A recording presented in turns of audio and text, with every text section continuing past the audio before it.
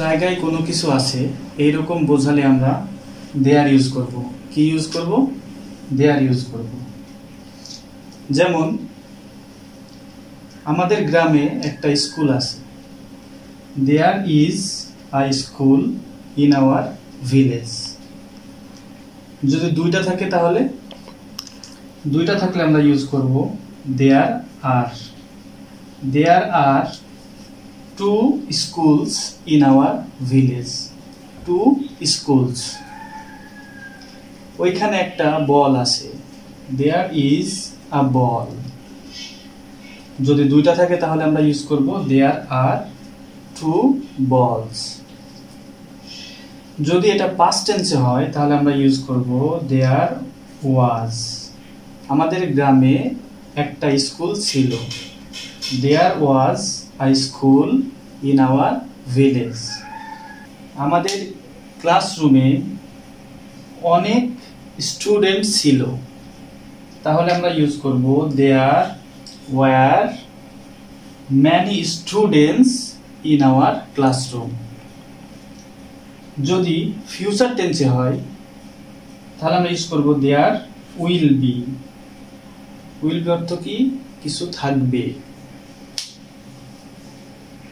There will be a school in our village. আমাদের গ্রামে একটা স্কুল থাকবে।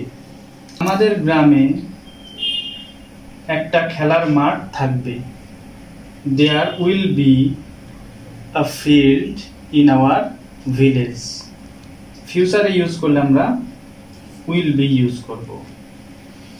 যদি আমরা এবার ইউজ করি রাইস ওয়াটার, এই দুইটা হচ্ছে আনকাউন্টেবল নাউন। কাউন্টেবল নাউন যেগুলা গণনা করা যায়, আনকাউন্টেবল নাউন যেগুলা গণনা করা যায় না। সো আমরা রাইস তো গণনা করতে পারি না, ওয়াটারও গণনা করতে পারি না। তাহলে আমরা এখানে কি ইউজ করব? একটা কথা মনে রাখবেন, আনকাউন্টেবল নাউনের ক্ষেত্রে আমরা সব সময় ইজ, ওয়াজ ইউজ করব, সিঙ্গুলার ইউজ করব। যেমন there is some rice on the plate. প্লেটে কিছু ভাত আছে। এই গ্লাসে পানি ছিল। There was water in this glass. So আমরা কোনো জায়গায় কোনো কিছু আছে এরকম ক্ষেত্রে প্রেজেন্ট হলে একটা হলে ইজ, একের অধিক হলে আর, ছিল অর্থে পাস্ট হলে একটা হলে ওয়াজ, একের অধিক হলে ওয়ার, ফিউচার হলে উইল বি।